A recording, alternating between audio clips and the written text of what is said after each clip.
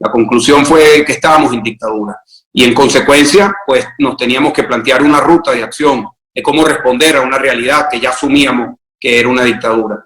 Y así fue como nacen las protestas que nosotros convocamos en enero del año 2014, unas protestas que no fueron convocadas por los medios de comunicación, porque ya los medios de comunicación en aquel momento estaban secuestrados y controlados por la dictadura, fueron convocados de manera silvestre por las redes sociales y hubo una tremenda respuesta, no solamente en la capital, sino en toda Venezuela.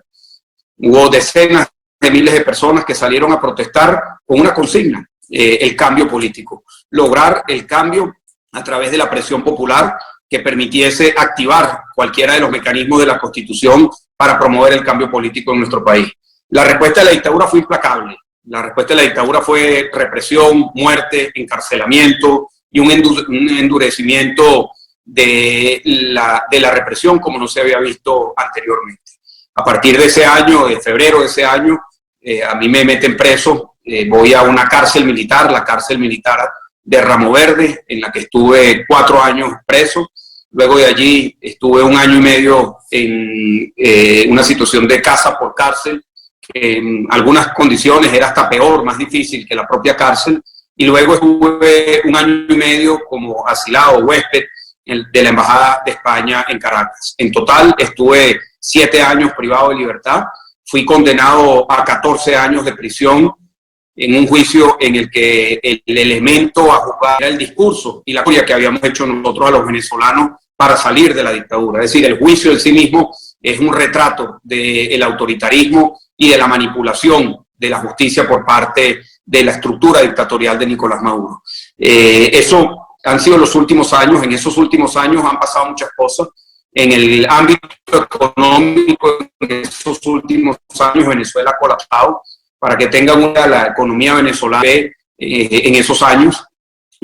Hoy la economía venezolana es el 20% de lo que era hace apenas unos años. La economía venezolana es una economía que hoy tiene el tamaño de la economía de El Salvador, una economía más pequeña que la economía de Trinidad y Tobago, a pesar de que tenemos 30 millones de venezolanos.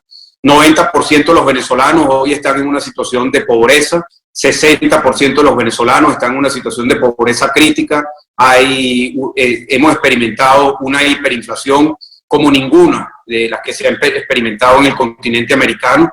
El último registro impactante de la hiperinflación en Venezuela es que, como ustedes quizás saben, la economía venezolana se dolarizó y contabilizada en dólares, la inflación en los últimos años ha sido del 230% en dólares. Eso ha tenido como consecuencia una tragedia humanitaria en nuestro país, que mucho antes del COVID venía generando muertes por el colapso del sistema de salud, por la incapacidad de poder atender enfermedades básicas, por no tener antibióticos, no tener posibilidad de atención a la población. A pesar de ser un país con todos los recursos, la situación del hambre en Venezuela ha sido una de las circunstancias más terribles que ha tenido que enfrentar nuestra población, y como resultado de eso hemos tenido el mayor éxodo de venezolanos en nuestra historia y se ha dado el mayor éxodo político en la historia del continente americano. Han salido de Venezuela casi 7 millones de personas en los últimos años. Hace apenas 7 años, en 2013, no llegaba a 1 millón de venezolanos el número de personas que habían salido del país. Hoy en día esa cifra se acerca a los 7 millones, haciendo de la crisis migratoria venezolana la principal, la más grande del planeta Tierra, superando este año a la crisis migratoria generada por la guerra en Siria. Esto, por supuesto, es un síntoma. La migración y el éxodo forzoso es un síntoma de la tragedia que se está viviendo en el país. Es un síntoma no solamente de la circunstancia social, de la tragedia social, sino también de la persecución política, de la inseguridad y de la falta de futuro que hoy representa Venezuela para millones de venezolanos. Ante esas circunstancias, nosotros desde los sectores democráticos hemos hecho un gran esfuerzo para transitar todos los caminos que nos permitan buscar un cambio político. Hemos transitado distintos caminos, el camino del voto popular. En ese tránsito logramos la mayoría de la Asamblea Nacional, logramos una victoria contundente en el año 2015 con 2/3 de la Asamblea Nacional y que se generó una victoria sin precedentes. Sin embargo, inmediatamente después de la victoria, la dictadura, utilizando el Tribunal Supremo de Justicia, desmanteló las competencias de la Asamblea Nacional y fue progresivamente secuestrando los espacios, las competencias, las capacidades de la Asamblea, persiguiendo a los diputados, le quitó el edificio, la sede física del Parlamento hace 2 años y ha buscado arrinconar a la única institución legítima que nos queda en Venezuela, que es la Asamblea electa en el año 2015. Pero no solamente hemos votado, hemos protestado una y otra vez, han salido decenas de miles de venezolanos, millones de venezolanos a las calles. Durante muchos años ha sido un ciclo en el que hemos tenido mayor intensidad, luego menor intensidad, pero siempre ha habido una movilización del pueblo venezolano para buscar promover el cambio político. Hemos planteado también la negociación política a través de distintos mediadores.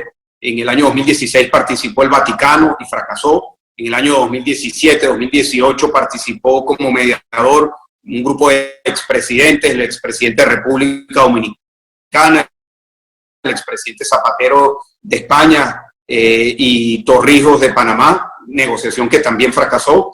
En el año 2019 se volvió a intentar con los noruegos, el Reino de Noruega como mediador, y lamentablemente también fracasó. Todos los fracasos han tenido un común denominador, que ha sido la determinación de la dictadura de no llegar a un acuerdo y de no abrir las compuertas para elecciones libres en Venezuela. Hoy estamos en una situación compleja, una situación en la que los venezolanos seguimos viviendo en dictadura, en donde el éxodo de venezolanos se sigue manifestando día a día, en donde el deterioro de la situación de los venezolanos se manifiesta en todos los ámbitos, en todos los terrenos, y en el que en estos momentos estamos viviendo el peor momento de la crisis por el COVID y por la pandemia. Somos un país que no ha tenido acceso masivo a las vacunas. El dictador Nicolás Maduro no ha permitido el acceso a las vacunas que ha tramitado el presidente legítimo Juan Guaidó a través del sistema COVAX, utilizando la excusa de que no aceptan la vacuna AstraZeneca. Han impedido a los venezolanos tener acceso a las vacunas. Han llegado vacunas de manera muy selectiva de los chinos y de los rusos, y se ha vacunado Nicolás Maduro, su familia, sus ministros, su partido político, los militares y los cubanos. De allí, más nadie ha tenido acceso a la vacuna en Venezuela.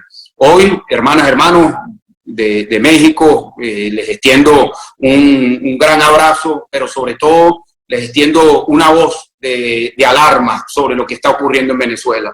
Yo sé que el caso de Venezuela es un caso que lleva muchos años y que hay algunos que hablan de la fatiga del caso de Venezuela y que hay algunos que dicen que ya no hay nada que hacer con respecto a la situación que está viviendo nuestro país. Yo los invito a ustedes a que sepan que existen millones de venezolanos que dentro y fuera del país estamos luchando por la libertad y por elecciones libres en nuestro país, y también de que la tragedia de Venezuela es una tragedia que se expande por el continente. Se expande por el continente a través de la migración, a través de una estructura criminal que ha montado Nicolás Maduro para mantenerse en el poder. Hoy Nicolás Maduro no solamente está en el poder por la estructura propia de su estructura de gobierno, sino que cuenta con un apoyo determinante de parte de grupos criminales que le han dado un apoyo y le continúan dando un apoyo. Voy a dar un ejemplo que quizás ustedes conocen bien. Recientemente hubo un conflicto en la frontera venezolana con Colombia, un conflicto en donde la Fuerza Armada venezolana tuvo una intervención en contra de un grupo disidente de la FARC, un grupo disidente del grupo de la FARC que reconoce Nicolás Maduro, que es Iván Márquez y Santrich, quienes están en Venezuela.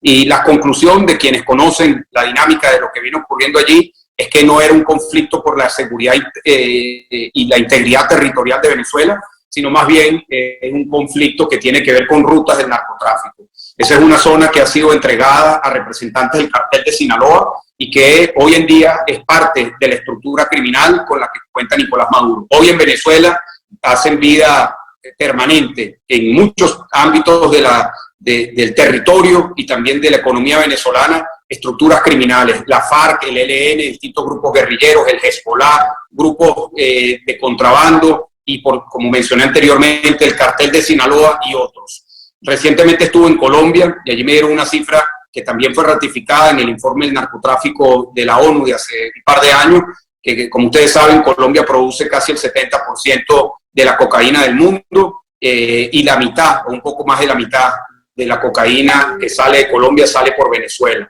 Lo que quiere decir que de Venezuela, cualquier gramo de cocaína que se consume en el mundo, por lo menos el 40% está transitando por las rutas de Venezuela para salir. Hoy podemos hablar de una narcodictadura en Venezuela, no como un eslogan propagandístico, sino como una realidad.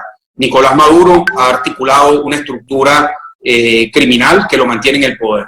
Esta estructura que lo mantiene en el poder cuenta con un apoyo internacional decidido, y esto es uno de los temas más importantes que hay que alertar. Nicolás Maduro no está solo, cuenta con el apoyo de China, de Rusia, de Turquía, de Cuba, de Irán, como unos aliados que han sido mucho más firmes y mucho más determinantes en apoyar a la dictadura de los aliados que hemos tenido nosotros. Nosotros agradecemos la alianza, el apoyo de Estados Unidos, de los países europeos, pero ese apoyo que se ha manifestado en apoyo diplomático, en reconocimiento político, no tiene ninguna comparación con el tipo de apoyo que recibe Nicolás Maduro de Irán, de Rusia, de China, de Turquía, que se manifiesta en apoyo militar, en apoyo de inteligencia, en apoyo para el blanqueo de capitales provenientes de la corrupción, en apoyo para la refinación y comercio del oro de sangre que se explota en Venezuela como consecuencia de la explotación de nuestros recursos naturales y violación masiva de los derechos humanos. Hoy la realidad es que Nicolás Maduro está apoyado por una estructura que hacerle un contrapeso. Y por eso, y dejo esta quizás larga introducción hasta aquí, para decirles que es muy importante no solamente que los gobiernos, los parlamentos, los medios de comunicación, la ciudadanía, cualquier persona que asuma la libertad y la democracia como un valor que hay que defender, tienen que asumir la causa de Venezuela como propia. Nosotros los venezolanos, con mucha humildad y tristeza, pero con realismo, les decimos que nosotros no podemos salir solos de la dictadura. Necesitamos el apoyo del mundo libre, de la estructura de los, como dije anteriormente, gobiernos, parlamentos, sociedad civil, medios de comunicación, que estén dispuestos a acompañarnos a nosotros en esto que ha sido ya una larga marcha hacia la democracia y la libertad de Venezuela.